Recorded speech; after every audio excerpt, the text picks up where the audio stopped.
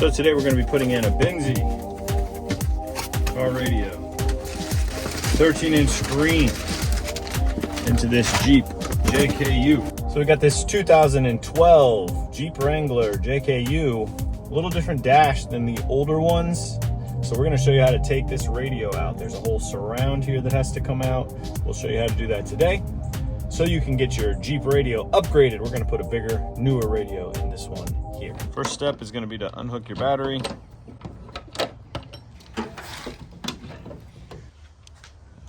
I'm going to remove the negative battery terminal.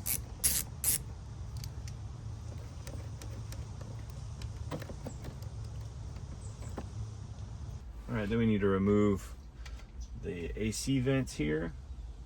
And we're taking out this cover. This cover is not like the old ones, the older JKs. You used to take just this center part, you know, it just kind of had a couple bolts and you pulled the whole thing out. But now this seam here is connected to this whole section to the left. So we're gonna actually take out these vents and the vent on the far left-hand side there, and then we've got some bolts to remove, and you'll actually have to get under some of the panels over here to the left as well to get this ready. So we'll show you how to do it. So we're gonna release these vents. When you turn this, the actual flaps on it, there'll be a hole. So up here in the top, right here above my finger, there's a little square hole.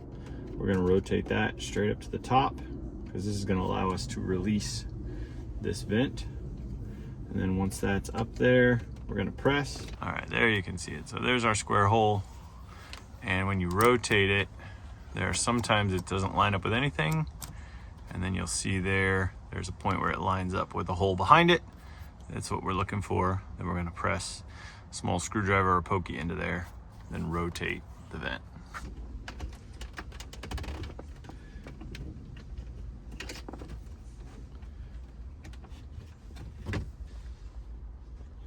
So you can see there, square hole on the inside of this fitting. You rotate it around until it lines up with the square hole on the outside. And then what you're pressing is actually this little release right here. And when you press on top of that with a screwdriver or a little pokey like I just did, then you rotate it and the whole vent comes out. So we're gonna take out all three of these. Same thing for this one. Check for that hole. And then it lines up in about maybe like the 1 o'clock position, but you can feel it once you stick the screwdriver in there. I'm gonna do the same for this one over here. Okay, we've got all three of those out. So after we've got the AC vents out, we're gonna actually be going after 2 bolts that hold this side of the trim piece on. First thing we're gonna do is we're gonna take out this window switch here, controls all of our power windows. We're going to bring this out. There's a bolt down behind this. The second bolt is up here right above your radio. There's the section where you can put your keys or glasses or whatever up here, and there's another bolt up here underneath this. If you have any ducts, remove the ducts. So because we have the AC vents out here, we can just pop this out, and the bolt is directly underneath this. So we actually need to remove the window switch. Okay, once we get it out, the cord on this one is really short. You can see here we've got the little red lock on it that needs to go up, and then we're gonna press the button behind it to release this one. It could have given us a couple more inches on this wire and it would have been a lot easier. So we just press that one up, and then the second one we're gonna press to release. All right, so we've got that out. Set that to the side. And the bolt that we're going for is this one right here. All these bolts are 7mm. I got my trusty deep socket set. I use this for everything with an extension. That way I'm not up there in the dash trying to loosen this. So you're just gonna crank that around, get that one loosened up, reach in there and grab that 7mm right out of that hole. Put it somewhere you're not gonna lose them. I usually put them in the cup holder right there next to my coffee. All right, next one is up here. So this is the panel where I always throw in junk or putting ducks.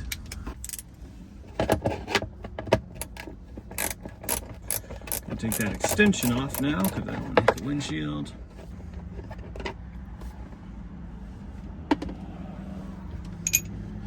All right, and we got that one out. We have two more. All right, so far we have taken out the AC vents, taken out the window switches here, taken out one screw from the top, one from right here. We've taken out the AC vent over here, and then we have two more screws to take out that are actually tucked up underneath this panel here. So we're going to remove this plastic panel and get to these last two screws. So this plastic panel actually just pops down, so you're going to first put your steering wheel all the way up, and then it has some clips on each side. So you're going to release those clips, just pull on it, it rotates down, and then the whole panel will come loose. And then the screws that we are going for, we need to take this one out right here to the left of the steering column, and this one out. Let me put a light on it for you. That one right there, that is on the right side of the steering column. So we're gonna go ahead and take those out while the steering column is up, and then we will put the steering column back down so that we can get the trim panel off. Okay, here once again, I'm gonna use, I love these deep sockets because they usually get you just past the panel that's kind of in your way. So I'm gonna use this deep socket. If you're wondering why this has some different buttons than your Jeep over here on the left-hand side, this is a Rubicon. So it's got the sway bar disconnect and the lockers there, the electric locker. All right, got that one there. Coming out of that hole, drop it in there with the rest of the screws.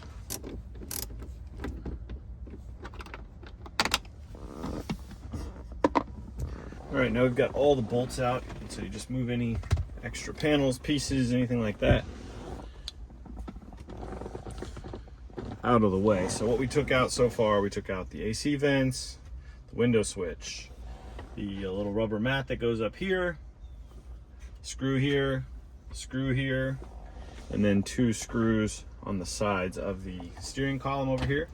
Now we're gonna go ahead and put the steering column all the way down, and we're gonna start removing this piece. So this whole piece, which encompasses basically everything that you see coming across here to that other AC vent, this is what we're going to be removing now.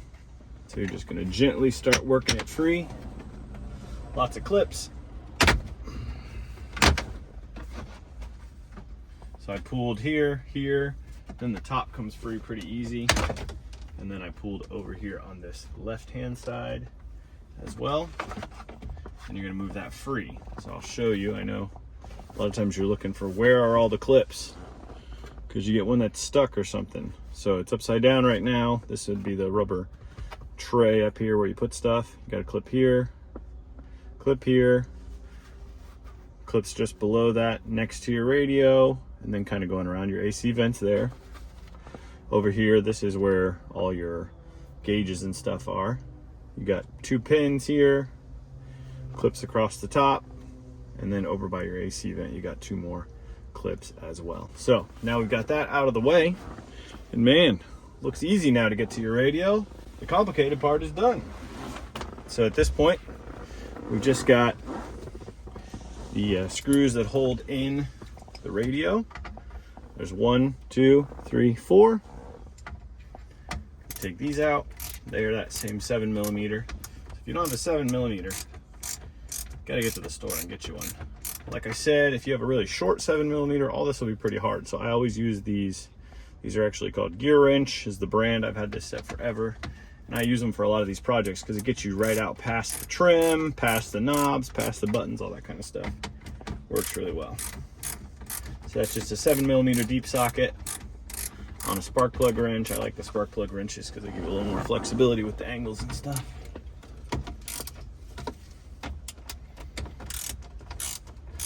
All right, got all those loose. Then we're gonna take them out.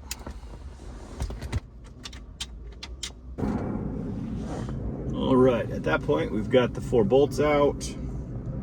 Got my Garth's DVD out of it. And then we're gonna pull this radio out. At this point, it should be free. So you're just gonna pull straight out on it. And Then from this side, you got a couple of clips here and things we're gonna take out. So your main harness, secondary harness, and then your antennas over on this side. So you're gonna press the button right here, pull all of those free. So that is how you take the factory radio out of a 2011 through 2018, some of the 18s, Jeep JKU.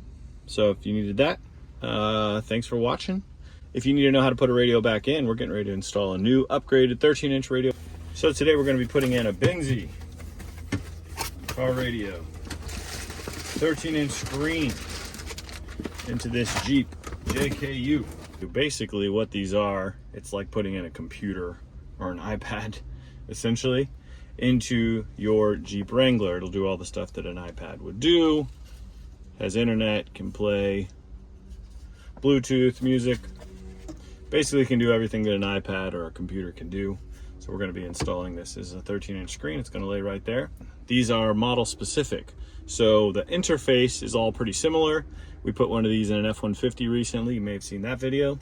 But what they do in these kits is they give you everything that you need. So you get this whole bundle of all the harnesses for all the possible options of your specific vehicle. So essentially the whole thing bolts into this base plate. This base plate's going to go right here. And then that monitor is going to attach to it. So they give you two different harnesses depending on which radio your Jeep has. One of the main sort of harness plugs is a complete rectangle. The other one has these angled corners, so you just figure out which one is for yours. Mine is this one right here. Then you've got to swap this out to whichever harness you're going to end up using. This helps connect to all the CAN bus, I believe that's what it's called, all the stuff that's going to connect into your computer of your Jeep so that it doesn't get all messed up. So on these newer ones, you just need the correct harness. Don't go cutting everything in here, or you're going to end up with a whole bunch of warning lights and all kinds of crazy stuff. All right, so these connectors are already made specifically for the Jeep, so that first one just clicks on there. We won't end up using this. This is for Uconnect, but it doesn't actually need that anymore. Part that was really confusing to me for a little bit on this radio is you got all these plugs.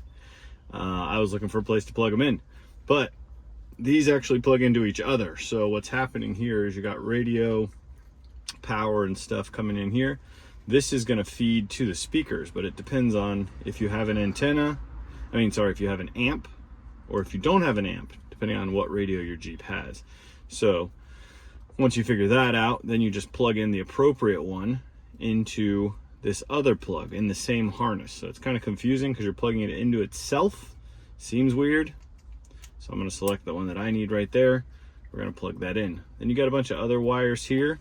They have a manual that tells you what all these wires are for. It's for different stuff that your Jeep may or may not have. So it's got backup camera wiring, and it's got you got wires here for an amplifier. If you're hooking that up, it actually comes with the backup camera. So a lot of different options for different things that you can hook up. And then you've got this one here, kind of a funky looking thing. This one is actually for your GPS. So this one, you just need to plug it into the radio, and then I usually mount it right up underneath the little tray right there where you can put stuff.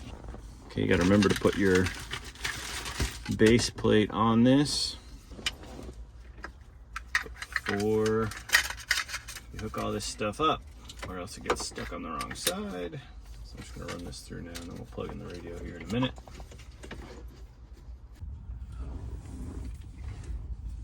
So we've got one of these radios in another one of our project vehicles. This company is Bingsy, and they send us these over for different stuff when we request them. We've got one in an F-150. It's been in there for a while now and works good. Connects well to Bluetooth. It can play. It can basically do anything that a tablet could do. So that's pretty cool. And I think they're cheap for what you get. I mean, all the harness and stuff. You remember back in the day when you used to buy a harness for the radio, and then well, you got the harness usually with the radio, buy a harness for the vehicle, and you had to hook them together with a whole bunch of connectors. It was a lot more work, so it's nice to be able to just plug these in. It keeps a lot of the features active in your car, but then also upgrades. Like in this Jeep, this had one of the top of the line radios in it, but it was pretty far back technologically. I mean, it could connect to your phone, but only as a phone. So the Bluetooth would only let you make phone calls. You couldn't actually transfer any media or play any music or anything like that. So that's the main reason I'm swapping this over, because I like to play music from my phone. I had satellite radio in here, but who needs satellite radio when you can just play directly off of your unlimited data in your pocket all the time? So that's what we're doing.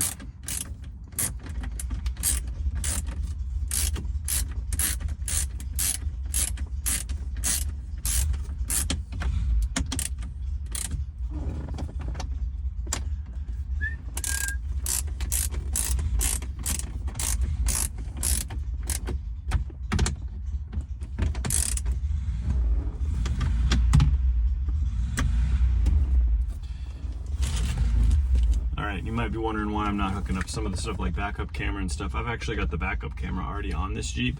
It is built into this aftermarket rear view mirror, so when I put it in reverse, it actually shows me the backup camera on here. All right, we've got all that plugged in. Now the radio could go here, but we're gonna put the obviously the surround panel and everything back on, and then the radio goes on the outside. If you don't do it that way, you can't get the radio through that hole. All right, we're gonna put the surround back on here.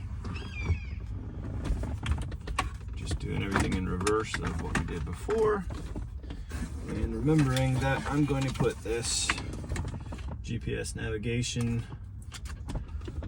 antenna, or whatever they call this, right up underneath here, just like you would have on a lot of factory vehicles. Get all my other wires out of the way. Start to pop this back in here.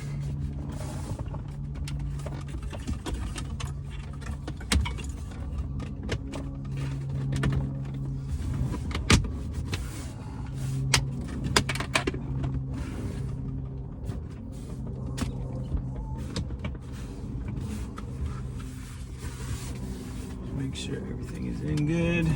We got a couple of screws that go in there. All right, so at this point, we've got the dash back together. Now we're just hooking stuff up. So this one here, that is the GPS wire. I just went ahead and twisted that one on. This one here is the antenna wire. It's got an adapter. So just grab that one and it plugs into that hole there. Then this one here is your main harness. We already hooked up the wires and all that kind of stuff. And I'm just gonna plug this back in. Yours may still be plugged in here. I ran a test on it just to make sure everything was good. So now I've got to plug it back into this harness wire. And then that's all that you really need, unless you're running accessories, hooking up amps, doing your backup camera, anything like that. So window controls, just make sure they're up, plug the plug back in, put the little locking clip back on it, easy. I'm gonna go ahead and keep putting other stuff back in, because I'm not sure to clear those vents either if those are in. So might as well just get all this stuff out of the way. So take your vent, look for the clip we released. That goes up maybe at the 11 o'clock position. And then you turn it until that is at about the 1 o'clock position there. All right, now we got all that stuff back in. Now we're gonna make sure we don't pinch any wires. Put that straight in. Hook back up your battery.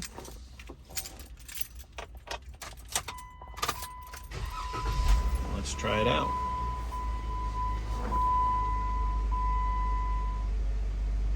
It's going to give you the Benzie contact information there first. All right, our new radio has started here. Got your home screen, radio, all the different channels. You can set those presets. You just hold the preset. But as you can see, you can put in, you can hook it to the internet, basically do anything. Turn off Shabuzi there. Basically do anything that you can do on a pad, anything you can do on a tablet, internet surfing there. And then you got this home screen that gives you all the basics. One thing I like about it is when you get into the stereo, this one has an amplifier and a subwoofer and all that, and you got all these detailed ways that you can adjust. You got different types of music up here, but then also the different hertz ratings you can adjust there. So we got this one wrapped up. Great big display here, can do all kinds of fun stuff. Can play videos, can play music, can play direct from your phone, Bluetooth, all that kind of stuff. Love the map feature, big giant map if you're trying to get around town. So this one is a great option. You might have to work out a little bit of the sound quality in your Jeep if you still got factory speakers in it. Also, if you got the amp and the subs and stuff, you got to work out some balance things to make it sound really good. But a great option, super affordable, gives you backup cameras, gives you all these features. If you want one of these, check it out. We'll put a link down below. Thanks for watching. Keep on enjoying that Jeep.